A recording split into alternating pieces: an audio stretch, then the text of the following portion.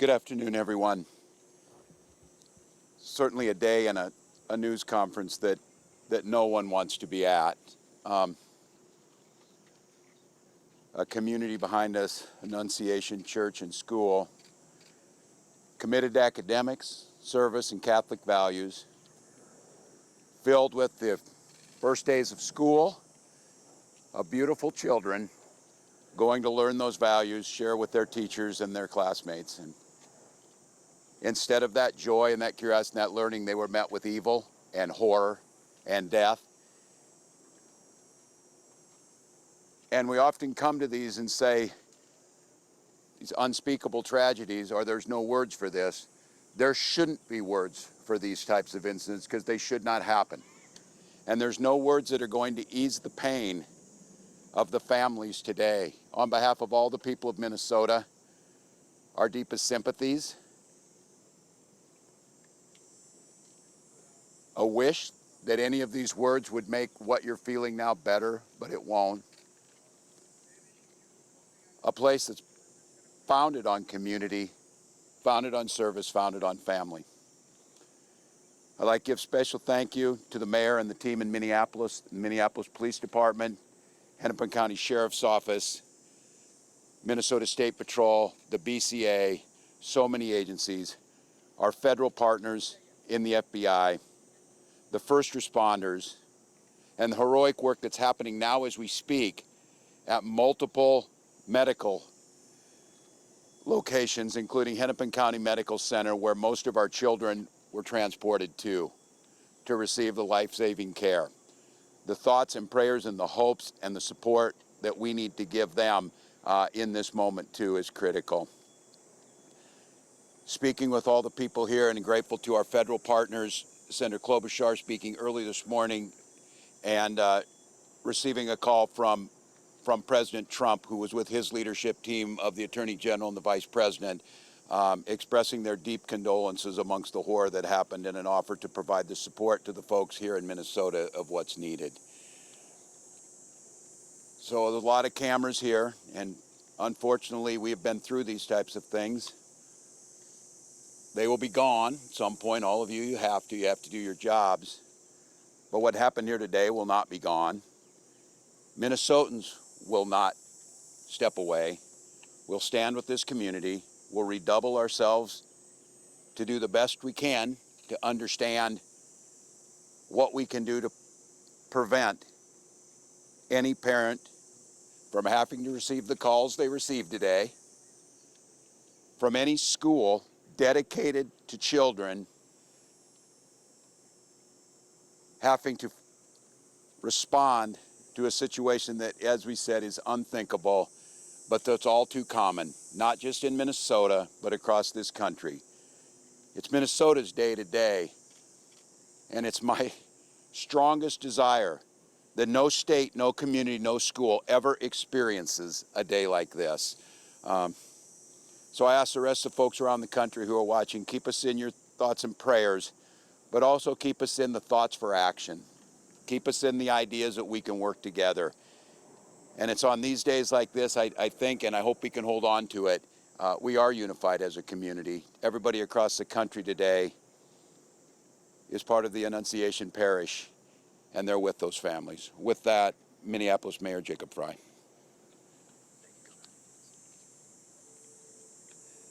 Thank you, Governor.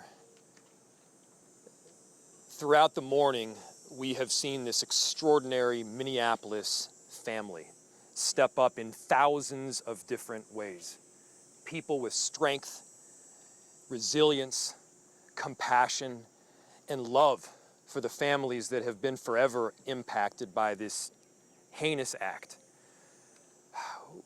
We want to make sure that we're doing everything possible for them right now, and I want to give a special thank you, and we are so grateful to all of the faculty and the teachers at Annunciation. The way that they acted during severe threat and danger was nothing short of heroic. This is a tragic and horrible event that should never occur, and it would have been all the more tragic and horrible had they not stepped in, at times perhaps put themselves in danger to protect others. As horrible as this has been, it could have been far worse. I'm grateful for our law enforcement partners, our police officers in the Minneapolis Police Department and other law enforcement agencies well beyond that step up, that answered the call to make sure that they were running towards danger when so many of the rest of us would have run in the other direction. Thank you. We are so appreciative of your service. To Principal DeBoer and your whole team, the ethic that you have showed, the love that you've shown, it's flat out incredible. And at the same time, look, we need to be doing more than talking. It can't just be words. There needs to be action. And when we have seen school shooting after school shooting, when we have seen churches get shot up by horrible actors, I think the impetus has to be on all of us as leaders to do a whole lot more, to recognize that we've got more guns in this country than we have people. And it's on all of us to recognize the truth and the reality that we can't just say that this shouldn't happen again and then allow it to happen again and again beyond that. It's on all of us. And I have heard about a whole lot of hate that's being directed at our trans community. Anybody who is using this as an opportunity to villainize our trans community or any other community out there has lost their sense of common humanity. We should not be operating out of a place of hate for anyone. We should be operating from a place of love for our kids. Kids died today. This needs to be about them. This needs to be wrapping our arms around these families with every bit of love that we can possibly show. And I know that our Minneapolis family and well beyond is prepared to do exactly that. And so my message to everyone out there is, again, these families are experiencing some acute pain right now. But don't just think of these as somebody else's kids. Think of your own. Let's make sure that we're acting now to not just say it's never happening again, but ensure it doesn't. Our chief of police, who's been working tirelessly throughout the day, along with, again, a number of different law enforcement agencies, investigators, federal partners, state partners. Thank you, Senator Klobuchar, for being here. Been working tirelessly, and I'd like to invite him up to give some more of the details that have come up. Chief. My name is Brian O'Hara, B-R-I-A-N, O''H-A-R-A. I am the Minneapolis Police Chief. Good afternoon, and thank you all for your patience as we continue to gather the facts in this investigation into this truly unthinkable tragedy that happened here earlier today. I want to make sure that we are providing the most accurate information possible, particularly as we speak around our victims. At this point, we know we have a total of 19 victims from this tragedy. 2 were young children, ages 8 and 10, that were sitting in the pews at Mass when they were shot and killed. They were pronounced deceased on the scene. There were another 14 children between the ages of 6 and 15 that were injured by gunfire. There were also 3 adults in their 80s that were parishioners here attending Mass that were also shot in this incident. The families of all of the children that have been affected have been notified. The coward that shot these victims took his own life in the rear of the church. That coward has been identified as 23-year-old Robin Westman, no prior criminal history. As to the weapons used to perpetrate this horrific attack, there was a rifle, a shotgun, and a pistol. All 3 had been lawfully purchased by the shooter. At this stage, we believe that the shooter had acted alone. There is no indication of other suspects directly involved in carrying out this attack. Our investigators are working with other agencies in the process of executing 4 search warrants. One is for the church itself, where this crime occurred. The other 3 are residences nearby in the metro that are related to this shooter. Additional firearms are being recovered from those 3 residential locations as we speak. We are also aware of a manifesto that the shooter had timed to be released on YouTube. This manifesto appeared to show him at the scene and included some disturbing writings. That content has since been taken down with the assistance of the FBI, and it now remains under active review by our investigators. We know this community is reeling and is in pain.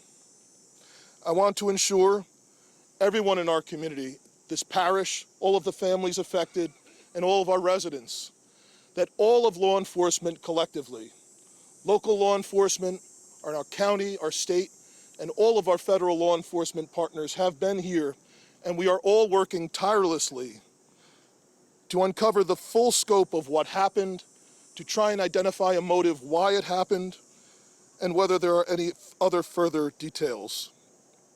We will continue to share updates as the investigation progresses, and we remain committed to being as transparent as possible while protecting the integrity of this investigation.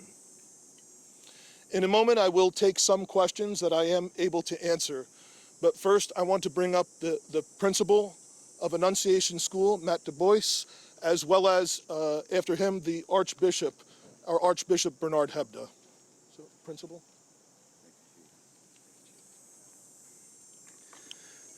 Good afternoon, everyone. To any of our students and families and staff watching right now, I love you. You're so brave, and I'm so sorry this happened to us today. Within seconds of this situation beginning, our teachers were heroes. Children were ducked down. Adults were protecting children. Older children were protecting younger children. And as we heard earlier, it could have been significantly worse without their heroic action. This is a nightmare, but we call our staff the dream team. And we will recover from this. We will rebuild from this. When we planned for this school year, we intentionally chose a theme from the prophet Jeremiah chapter 29, a future filled with hope. There's nothing about today that can fill us with hope.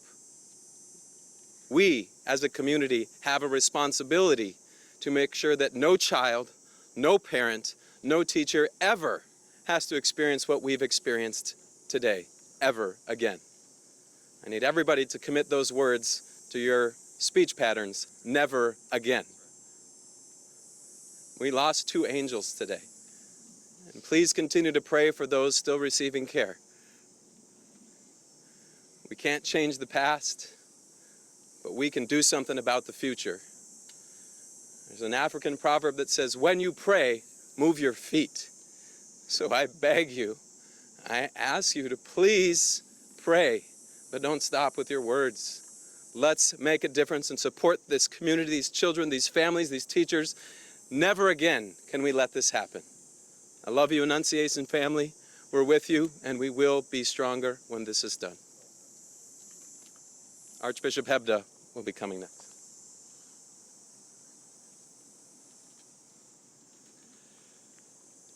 Thank you, Principal DeBoer.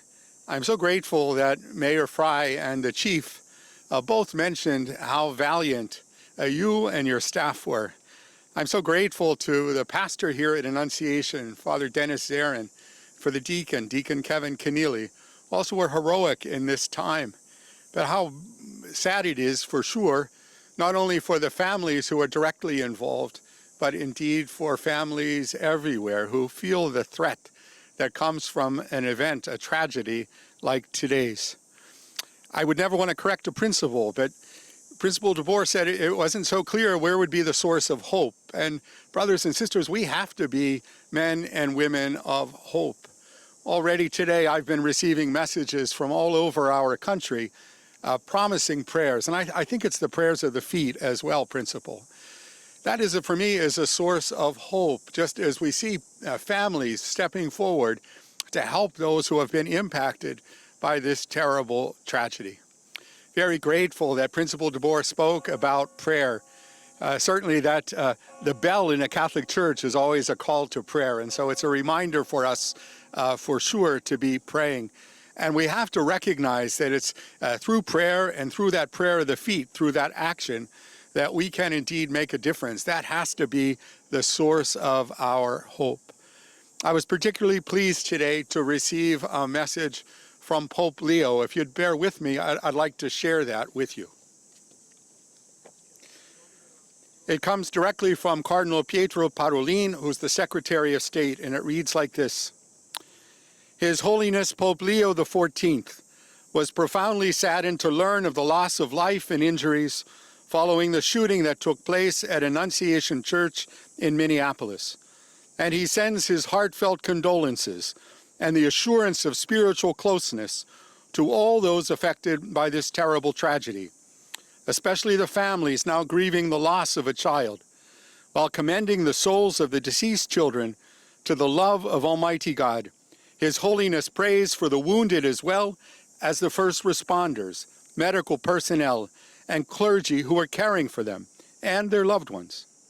At this extremely difficult time, the Holy Father imparts to the Annunciation Catholic school community, the Archdiocese of St. Paul and Minneapolis, and the people of the greater Twin Cities metropolitan area, his apostolic blessing as a pledge of peace, fortitude, and consolation in the Lord Jesus.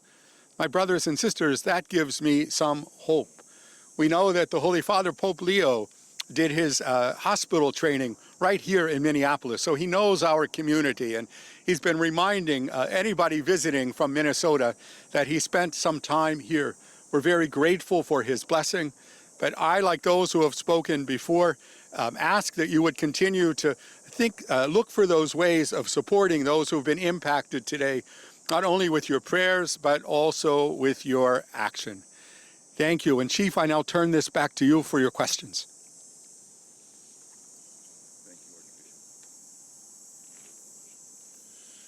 Thank you, Archbishop. As I mentioned, obviously the investigation continues in its preliminary stages. I will take some questions now, and additionally, we will let you know when we can provide some updated information. How are the injured students doing? What are their conditions at this point? The question from Matt was, how are the injured students doing? I believe all of them have their parents with them now, and they are all expected to survive. All of the remaining victims are expected to survive. There is a range of injuries, however. Chief, you said the weapons were acquired legally. Do we know when Yes. and where they were acquired? I can tell you they were purchased recently. Chief, can you tell us anything more about a possible motive here? We've also heard reports that the suspected shooter's mother was employed here at some point. Can you confirm that as well? So the question was on a possible motive and a relationship to the church or to the school. I have no information to share on a motive other than saying again that there was some sort of manifesto that was timed to come out on YouTube. It's been taken down, and our investigators are going through that to try and develop a motive from that. Additionally, there are these 3 search warrants happening in residential locations, and we may very well, find more information or writings that could give some sense to that, but we don't have that now. And I cannot confirm a relationship between the suspect or his family and this church at this time, but that's obviously something we're looking very closely at. Chief, about the manifesto, can you confirm at this point whether it was in fact by the suspect, or you believe at this point that it is in fact from him? And second question, What was by the suspect? I'm sorry. manifesto that you've been Okay. talking about. Yep.